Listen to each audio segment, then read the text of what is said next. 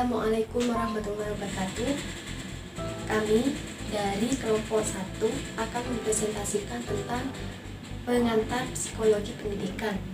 Nah, sebelumnya saya akan memperkenalkan diri. Saya sendiri Ilma Alfiatur Rofiah selaku presentator pertama dan teman saya Mas Andi selaku presentator kedua. Baik, akan saya lanjutkan pemaparan materi yang pertama, yaitu pengertian psikologi pendidikan.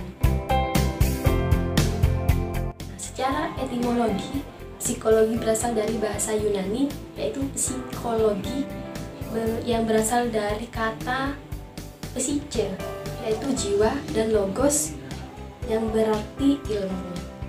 Dan secara terminologi, psikologi di sini diartikan sebagai jiwa ilmu. Menurut salah satu ahli psikologi, adalah ilmu yang membahas tingkah laku manusia dalam hubungannya dengan lingkungan. Yang kedua di sini ruang lingkup psikologi pendidikan. Di sini ada 3 poin. Yang pertama belajar, yang kedua proses belajar, dan yang ketiga situasi belajar. Yang pertama belajar. Di sini mencakup tentang teori belajar, prinsip-prinsip belajar, dan karakteristik perilaku setiap siswa. Yang kedua, proses belajar. Di sini mencakup tentang tahapan pembuatan, transfer belajar, dan kesehatan jasmani dan rohani, dan lain-lain sebagainya. Dan di sini yang terakhir yaitu situasi belajar. Sudah tahu kan ya bahwa di sini yang menjelaskan tentang terkait suasana dalam belajar, keadaan lingkungan baik fisik maupun non fisik yang terkait dengan aktivitas belajar siswa. Baik, terima kasih. Akan dilanjutkan oleh presentator kedua yaitu Mas Andi. Bismillahirrahmanirrahim. Assalamualaikum warahmatullahi wabarakatuh. Nama saya Andi Muhammad Kadafi. Di sini saya akan memaparkan materi manfaat mempelajari psikolog pendidikan. Mempelajari psikolog pendidikan ini bermanfaat bagi seseorang pendidik, di antaranya sebagai berikut. Yang pertama yaitu memahami perbedaan siswa. Dalam hal ini pendidik diharapkan dapat memanfaatkan psikologi pendidikan sebagai alat untuk pemahaman pendidik guru terhadap masing-masing siswa yang kemudian akan menghasilkan interaksi pembelajaran yang tepat sasaran serta pembelajaran yang efektif dan efisien. Kemudian yang kedua yaitu terciptanya suasana belajar yang kondusif.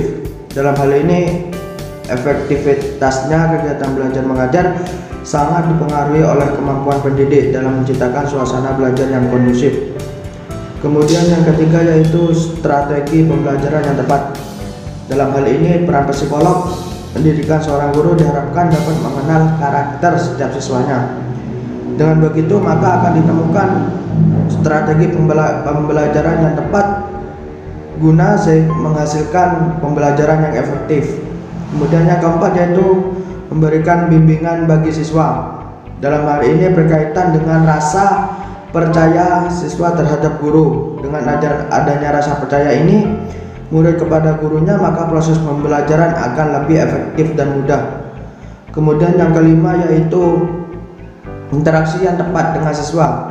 Dalam hal ini sangat berkaitan dengan semua prinsip psikologi yang mendasari cara berkomunikasi dengan cara yang tepat.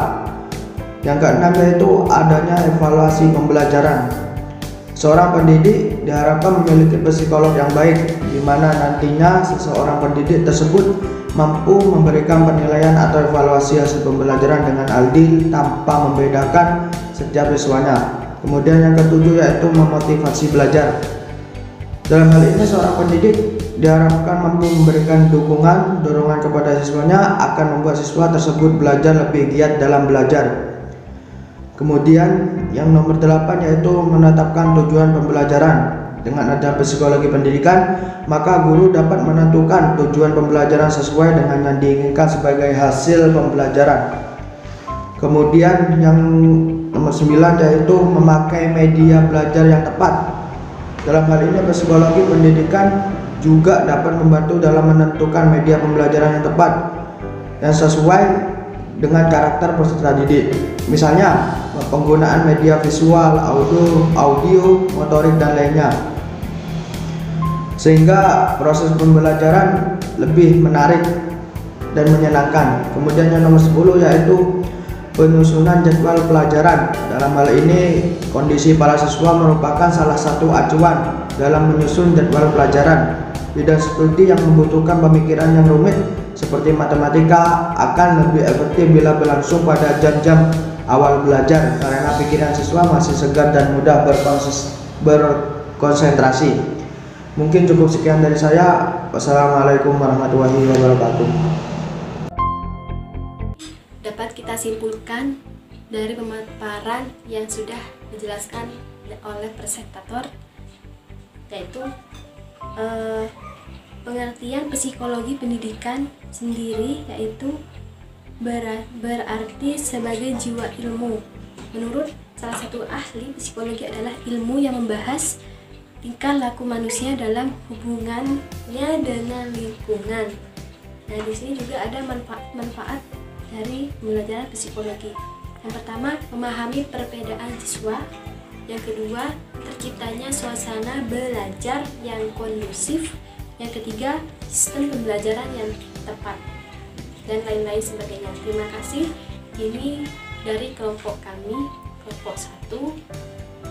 Minta maaf apabila ada kesalahan. Wassalamualaikum warahmatullahi wabarakatuh.